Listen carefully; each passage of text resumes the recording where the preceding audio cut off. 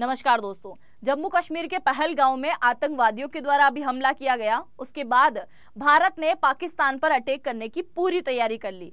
पर इस बार जो अटैक होने वाला है वो इंडियन आर्मी नहीं करने वाली है। इस बार का अटैक कुछ खास होने वाला है जिससे पाकिस्तान की कमर टूट जाएगी। पाकिस्तान को भूखमरी का सामना करना पड़ेगा। पाकिस्तान की जीडीपी लगातार डाउन जाएगी, यानी कि पाकिस्तान भिखारी बनने की होड़ में एक और कदम आगे बढ़ा लेगा। पाकिस्तान जैसा पड़ोसी देश जिसके लिए भारत ने हमेशा दोस्ती का हाथ बढ़ाया, पर इसने बदले में क्या किया? इसने जहरीले नागों की तरह हमें डसने की कोशिश करी।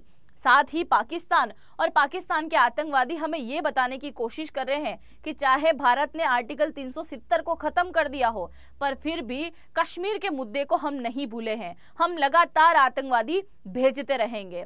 अब ये 27 लोग यहाँ पे मारे जा चुके हैं। इन सभी को हम भावभीनी श्रद्धांजलि अर्पित करते हैं। और अब हम चलते हैं भारत सरकार के 5 बड़े फैसले की तरफ, और इन 5 बड़े फैसलों का असर क्या होगा पाकिस्तान पे, इसके बारे में भी मैं आपको बताने वाली हूँ। सबसे पहले आप जान लीजिए 5 बड़े फैसले कौन से हैं। पहला फैसला, 1960 में जो सिंधु नदी का जल समझौता हुआ था भारत और पाकिस्तान के बीच, जिसके तहत भारत 80% पानी जो है पाकिस्तान को मुहैया कराता है, अब वो पूरी तरीके से बंद हो जाएगा। दूसरा बड़ा फैसला, अटारी और बागा बॉर्डर, एक ऐसा स्थान जहां से पाकिस्तान में आवाजाही होती थी, वो अब कहीं ना कहीं बंद हो जाएगा। तीसरा बड़ा फैसला, पाकिस्तानी नागरिक जो अभी फिलहाल वीजा लेकर भारत में घूमने के लिए आए हैं, धार्मिक स्थलों में आए हैं या उनके रिश्तेदारों के घरों में आए हैं, उनको बोल दिया गया है, उनके लिए अल्टीमेटम जारी कर दिया गया है कि 48 घंटे के अंदर भारत से चले जाएं अपने देश पाकिस्तान। चौथा बड़ा फैसला, नई दिल्ली में स्थित पाकिस्तानी उच्च आयोग में रक्षा, सैन्य, नौसेना, वायुसेना सलाहकारों को आमंत्रित व्यक्ति घोषित किया गया था। उन्हें भारत को छोड़ने के लिए केवल 7 दिन का समय मिला है।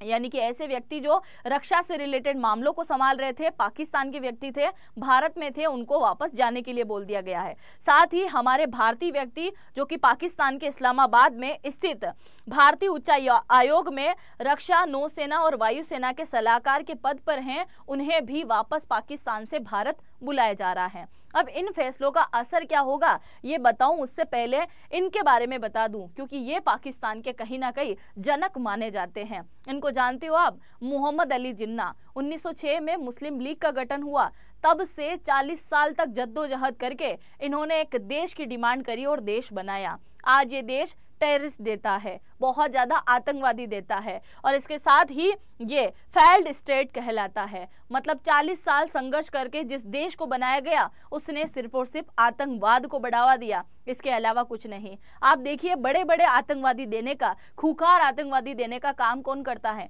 पाकिस्तान करता है। पहले मैं आपको बताऊं, ताज होटल पर अटैक किया इन्हीं पाकिस्तानियों ने। दूसरा, इन्होंने संसद भवन पर अटैक किया, ये आतंकवादी कहाँ के थे? ये भी पाकिस्तान के। तीसरा अटैक मैं आपको बताऊं, इससे पहले आप सुनिए जरा, इन्होंने ये जो विक्रम मिश्री हैं, जो कि फॉरेन सेक्रेटरी हैं, इनके द्वारा ये 5 बड़े ऐलान किए गए थे जो कि भारत सरकार के द्वारा बताए गए। अब मैं उन 5 बड़े ऐलानों को यहाँ डिटेल से समझाने वाली हूँ कि इसका असर पाकिस्तान पर किस प्रकार से होगा।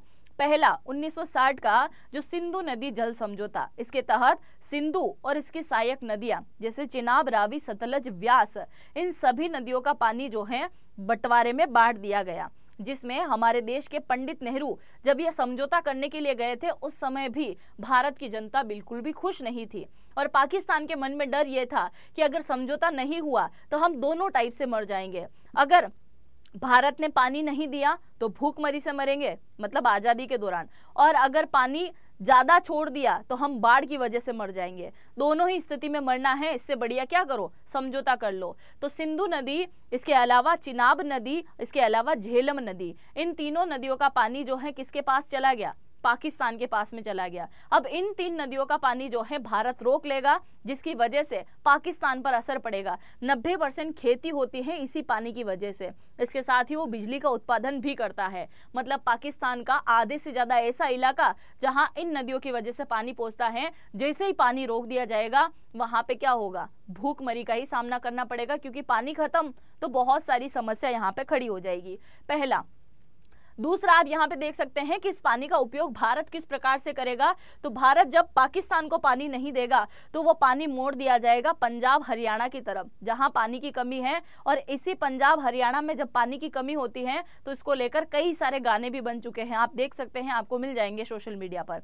दूसरा, पाकिस्तानी नागरिकों को वीजा नहीं मिलेगा, मतलब अब आने वाले टाइम में ऐसा कभी भी नहीं होगा, क्योंकि भारतीय इतिहास में पहली बार ऐसे फैसले हुए हैं। अब अगर हम सिंधु नदी जल समझौते की भी यहाँ पे बात करें ना, तो 1960 का ये जो समझौता हुआ है इसको तकरीबन 65 साल हो गए। इसके बाद ही भारत में तकरीबन 3 युद्ध हुए थे भारत पाकिस्तान के मध्य, पर फिर भी इस समझौते को रद्द नहीं किया गया, 3 युद्ध लड़ने के बाद भी। पर अब यह समझौता रद्द हो चुका है पूरी तरीके से। दूसरा, पाकिस्तानी नागरिकों को वीजा अब नहीं मिलेगा आने वाले टाइम में। अब पाकिस्तानी नागरिक जो हैं यहां घूमने के लिए नहीं आ सकेंगे, और जो आए हैं उनको भी 48 घंटे में खाली करने की बात कह दी गई है। अटारी वाघा बॉर्डर को पूरी तरीके से बंद कर दिया गया है, जहां पे लोग या तो इनको देखने के लिए जाते थे या इनकी आवाजाही होती थी। दूसरा, पाकिस्तान के ऐसे कई सारे छोटे मोटे व्यापारी हैं जो आए दिन यहाँ से बॉर्डर क्रॉस करते हैं, अब उनको भारी नुकसान यहाँ होने वाला है, क्योंकि पाकिस्तान के साथ हमारी छोटी मोटी लेन देन होती है, जैसे सेंधा नमक हो गया है, ऊनी वस्त्र हो गए हैं, छोटे मोटे जो है माल यहाँ पे आते जाते रहते हैं। अब इसको पूरी तरीके से बैन कर दिया जाएगा। साथ ही इन आतंकवादियों के द्वारा जो अभी इस घटना को अंजाम दिया गया था, ये 5 आतंकवादी हैं, जिनमें से 2 को ढेर कर दिया गया है। इसके साथ ही जम्मू कश्मीर की पुलिस ने इन आतंकवादियों को पहचानने के लिए और इनकी खबर देने वाले व्यक्ति को 20 लाख रुपए देने का भी यहाँ पे वादा किया है। इसके साथ ही अभी सर्च ऑपरेशन चल रहा है, आने वाले टाइम में ये बहुत जल्द पकड़े जाएंगे, और जब ये पकड़े जाएंगे तो आप सोचो इनका हाल क्या होने वाला है, क्योंकि निर्दोष जनता को इन लोगों ने मार डाला है। हमें ऐसा ही करना चाहिए जैसा एक टाइम अमेरिका ने किया था। अमेरिका ने लादेन को मारने के लिए उसके घर में घुस के उसको मारा था, जो कि 1911 का मास्टरमाइंड था। और अभी का मास्टरमाइंड तो लश्कर ए तैयबा का व्यक्ति है, जिसका नाम है सैफुल्ला खादिर, तो इसको भी मार देना चाहिए। मैं तो बोलूं भारत सरकार को फिर से तीसरी बार सर्जिकल स्ट्राइक करना चाहिए, जिससे इन लोगों की अकल ठिकाने आ जाए और बहुत जल्द इनके साथ में बदला लिया जाना चाहिए।